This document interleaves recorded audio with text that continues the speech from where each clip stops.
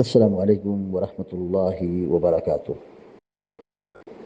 الحمد لله رب العالمين، والعاقبة للمتقين، والصلاة والسلام على أشرف الأنبياء والمرسلين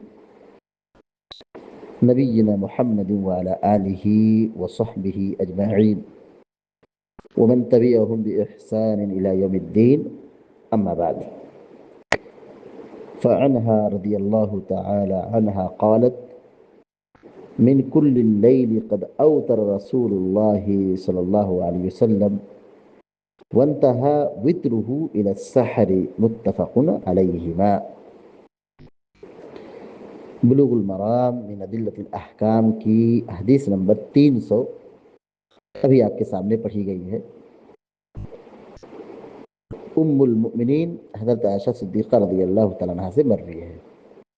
حافظ ابن حجر الاسقلانی رحمہ اللہ نے حدیث کی شروعات وہ انہا سے کی ہے، اور جہاں راوی کا نام ذکر نہیں ہوتا ہے وہاں ضمیر کا جب ذکر کرتے ہیں تو اس کا مطلب یہ ہوتا ہے کہ اس حدیث سے پہلے جس صحابی نے جس راوی نے بیان کیا ہے انہی صحابی سے انہی راوی سے یہ حدیث بھی مروی ہے۔ تو اس سے پہلے جو روایت گزری ہے اس میں حضرت عائشہ صدیقہ رضی اللہ تعالیٰ عنہ کا نام ہے، تو یہ حدیث بھی انہی سے مروی ہے، کیونکہ وہ انہا انہی سے روایت ہے۔ کن سے روایت ہے؟ تو ہاں کی ضمیر حضرت عائشہ صدیقہ رضی اللہ تعالیٰ عنہ کی طرف جا رہی ہے۔ تو بیان کرتی ہیں کہ من کل اللیل قد اوتر رسول اللہ صلی اللہ علیہ وسلم۔ کل مانے ہر، اللیل مانے رات، جمع لیال۔ قد اوتر رسول اللہ صلی اللہ علیہ وسلم، قد مانے یقیناً، قد مانے تحقیق کی، یقیناً۔ اوترا وتر پڑھنا، اوترا یوترو وتر پڑھنا۔ من کل اللیل قد اوتر رسول اللہ صلی اللہ علیہ وسلم، اللہ کے رسول صلی اللہ علیہ وسلم نے رات کے ہر حصے میں وتر پڑھا ہے۔ من کل اللیل، رات کے ہر حصے میں، یعنی پوری رات، شروع رات، درمیانی رات، آخری پہر، رات کے آخری حصے میں۔ من کل اللیل، رات کے ہر حصے میں، یعنی شروع میں، بیچ میں، اخیر میں، عشاء بعد، اور بیچ رات، آدھی رات، پھر فجر سے پہلے، سحر کا جو وقت ہے، ہر رات میں اللہ کے رسول صلی اللہ علیہ وسلم نے وتر کی نماز پڑھی ہے۔ من کل اللیل، رات کے ہر حصے میں، رات کے ہر حصے میں۔ قد اوتر رسول اللہ صلی اللہ علیہ وسلم، اللہ کے رسول صلی اللہ علیہ وسلم نے وتر ادا کی ہے۔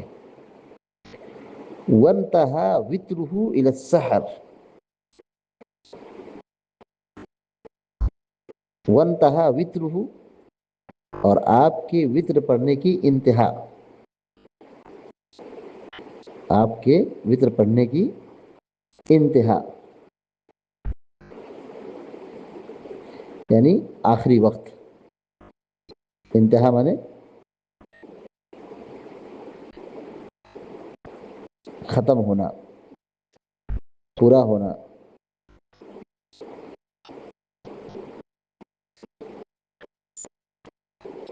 وانتہا وترہ، اور آپ کے وتر کی انتہا ہوتی تھی کہاں؟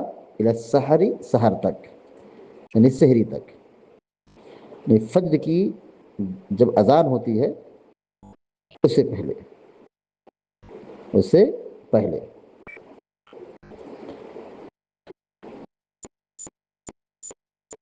من کل اللیل قد اوتر رسول اللہ صلی اللہ علیہ وسلم، رات کے ہر حصے میں اللہ کے رسول صلی اللہ علیہ وسلم نے وتر کی نماز پڑھی ہے، وتر ادا کی ہے۔ وانتہا وترہ الی السحر، اور آپ صلی اللہ علیہ وسلم کے وطر کی انتہا یعنی آخری وقت سحری تک ہوتی تھی، یعنی فجر کی اذان سے پہلے پہلے۔ اس حدیث میں وطر کی نماز کا وقت بتلایا گیا ہے۔ وقت کیا ہے؟ عشاء کی نماز سے فراغت کے بعد سے اس کا وقت شروع ہوتا ہے اور طلوع فجر تک رہتا ہے، طلوع فجر تک، یعنی فجر کی اذان سے پہلے پہلے تک۔ اللہ کے نبی صلی اللہ علیہ وسلم نے وطر کی نماز کی زبردست پابندی کی ہے، اس کا اہتمام کیا ہے، کبھی آپ نے اس کو ترک نہیں کیا ہے، سفر میں ہو، حضر میں ہو، سواری پر ہو، سواری پر نہ ہو، ہمیشہ اللہ کے نبی علیہ السلام نے وطر کی نماز ادا کی ہے۔ اور وطر کی نماز کا یہاں وقت ذکر کیا گیا ہے، من کل اللیل قد اوتر رسول اللہ صلی اللہ علیہ وسلم، رات کے ہر حصے میں اللہ کے رسول صلی اللہ علیہ وسلم نے وطر کی نماز پڑھی ہے، یعنی عشاء کے بعد فوراً، یہ بھی ثابت ہے، یا آدھی رات میں، اس پر بھی اللہ کے نبی نے عمل کیا ہے صلی اللہ علیہ وسلم، یا رات کے آخری حصے میں، اس میں بھی اللہ کے نبی علیہ السلام نے وطر پڑھی ہے۔ تو رات کے ہر حصے میں آپ نے وطر کی نماز پڑھی ہے۔ لیکن بیشتر عمل آپ کا کیا تھا؟ اکثر و بیشتر آپ کا معمول کیا تھا؟ اسی کو راوی نے بیان کیا کہ وَانْتَهَا وِطْرُهُ إِلَى السَّحَرِ، وَانْتَهَا وِطْرُهُ إِلَى السَّحَرِ، اور آپ کی وطر کی انتہا سحر تک ہوتی تھی، فجر کی اذان سے پہلے پہلے۔ تو اس حدیث سے یہ بات معلوم ہوئی کہ رسول اللہ صلی اللہ علیہ وسلم رات کے ہر حصے میں وطر پڑھتے تھے، رات کے ہر حصے میں وطر پڑھتے تھے۔ اس لیے اگر کوئی شخص عشاء کے بعد فوراً وطر پڑھتا ہے پڑھ سکتا ہے۔ تو وطر کی نماز کا وقت عشاء کی نماز کے بعد سے شروع ہوتا ہے اور طلوع فجر تک رہتا ہے، فجر کے طلوع ہونے تک وطر کی نماز پڑھنے کا وقت ہوتا ہے۔ پیارے نبی صلی اللہ علیہ وسلم رات کے آخری پہر میں وطر پڑھتے تھے، یعنی آپ پہلے سوتے تھے، پھر بیدار ہوتے تھے، تہجد پڑھتے تھے، قیام کرتے تھے، پھر آپ صلی اللہ علیہ وسلم وطر پڑھتے تھے۔ تو اس سے یہ پتہ چلتا ہے کہ جو آدمی تہجد گزار ہو، یعنی جس کی عادت ہے کہ وہ رات میں اٹھے گا، قیام کرے گا، اٹھ جائے گا، تو اس کے لیے بہتر ہے کہ وہ پہلے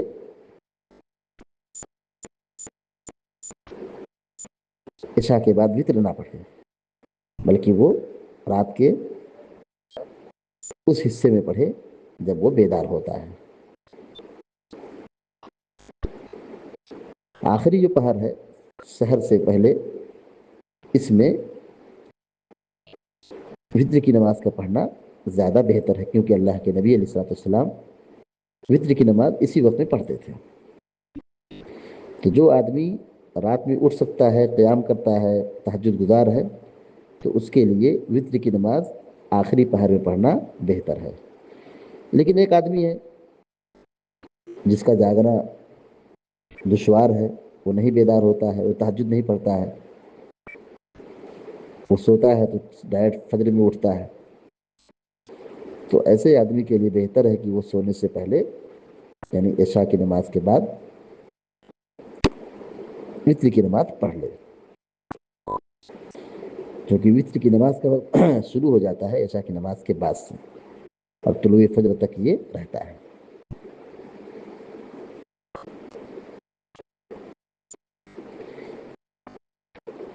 اس حدیث میں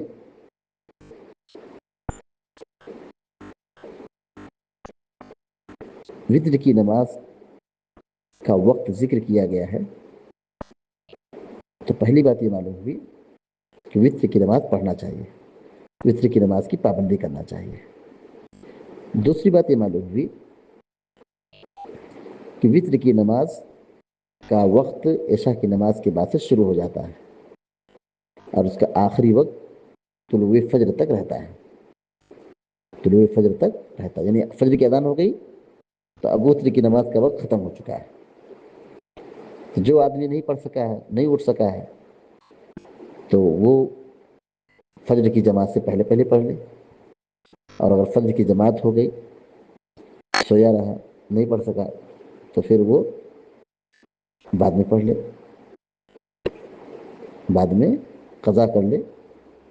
یہ بھی ثابت ہے، وطر کی قضا بھی ثابت ہے. یعنی اگر کسی وجہ سے وطر کی نماز چھوٹ گئی ہے تو فجر کی جماعت سے پہلے پڑھ سکتے ہیں، اور اگر جماعت کھڑی ہو گئی، نہیں پڑھ سکے، تو فجر کے بعد بھی ہم وطر کی نماز کی قضا کر سکتے ہیں.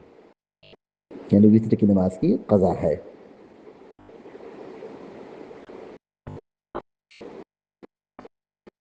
اللہ تعالیٰ سے دعا ہے کہ اللہ تعالیٰ ہم سب کو، آپ سب کو علم نافع اور عمل صالح کی توفیق عطا فرمائے یا رب العالمین. وصلی اللہ علی نبینا محمد وسلم تسلیما کثیرا. السلام علیکم و رحمۃ اللہ وبرکاتہ.